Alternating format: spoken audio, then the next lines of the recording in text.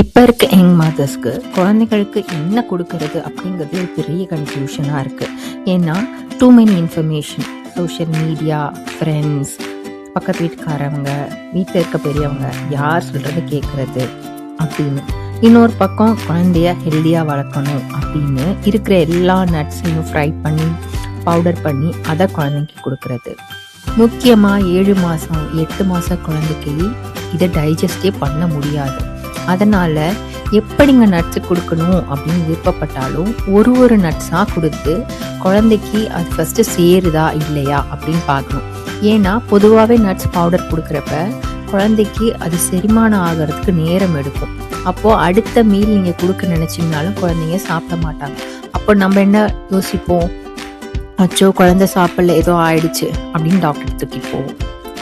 அதனால் nuts powder தயாரிக்கிறப்போ ஒரு வகை இல்லைன்னா 2 வகை மட்டும் சேர்த்து பயன்படுத்தி பார்த்து குழந்தைக்கு அது சேருதா இல்லையா அப்படின்னு பார்த்துட்டு கொடுக்கணும். நான் இங்கே நம்ம பாரம்பரியமாக செய்கிற உளுந்து கஞ்சி தான் என் குழந்தைக்கு தயார் பண்ணுறேன். ஆனால் அதை ஒரு சின்ன மாற்றம் பண்ணி தரேன். இதில் சம்பா கோதுமை சேர்த்துருக்கேன். இப்போலாம் சுகர் சேர்க்கக்கூடாதுன்னு சொல்கிறாங்க. அது நல்லது தான். ஏற்கனவே ஒரு பெரிய ஆய்வில் கண்டுபிடிச்சிருக்காங்க, குழந்தைங்களுக்கு சுகரை 2 வயசுக்குள்ளே அவாய்ட் பண்ணும் அப்படின்னா பிற்காலத்தில் அவங்களுக்கு டயபெட்டிக் வர்றதுக்கு ஆன வாய்ப்பை கம்மி பண்ணலாம் அப்படிங்கிறத. அதனால் இங்கே நான் சின்னதாக ஒரு சிட்டிகை இந்துப்பு, சர்க்கரைக்கு பதிலாக அரை சக்கரவள்ளி கிழங்கு, ஒரு துண்டு ஆப்பிள் சேர்த்துருக்கேன். அதனால் குழந்தைக்கு இது ஒரு முழு உணவாகவும் இருக்கும். இதில் மாவுச்சத்து, முக்கியமாக புரதச்சத்து, நார்ச்சத்து அடங்கியிருக்கு. நல்ல கொழுப்புக்காக நெய் சேர்க்குறோம். அதனால் இது குழந்தைகளுக்கு எளிதாக ஜீரணமாயிடும். எல்லா தானியங்களையும் கொண்டு பண்ணுறதுக்கு பதிலாக இதை மாதிரியான எளிதான சுவையான எல்லா சத்துக்களும் அடங்கியிருக்க உணவை கொடுக்குறப்ப ஒரு மதர்லி சாட்டிஸ்ஃபேக்ஷன் நமக்கும் கிடைக்கும்.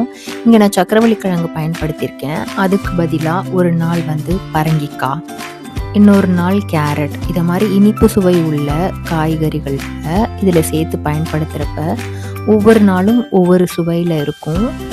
இதை கஞ்சியாவோ இல்லை செமிசாலிட் கன்சிஸ்டன்சியில் குழந்தைங்களுக்கு 9 மாதத்துலேருந்து கொடுக்க ஆரம்பிக்கலாம். இதவே களி மாதிரி மாற்றி பெரியவங்களுக்கும் கொடுக்கலாம். இதில் இருக்கிற சக்கரவள்ளி கிழங்கோட இனிப்பு சுவை போதுமானது. இதவே டயபெட்டிக்காக இருக்கிறவங்களுக்கும் கொடுக்கலாம். ஆனால் சக்கரவள்ளி கிழங்க நாளே வேக வச்சு ரெஃப்ரிஜரேட் பண்ணிவிட்டு அதை இதில் பயன்படுத்தினோம் அப்படின்னா சக்கரவள்ளி கிழங்குனால ரத்தத்தில் ஏறக்கூடிய சர்க்கரை அளவை கம்மி பண்ணுறதுக்கு இந்த ப்ராசஸ் உதவியாக இருக்கும். நம்ம பாரம்பரிய உணவில் நிறைய நன்மைகள் அடங்கியிருக்கு.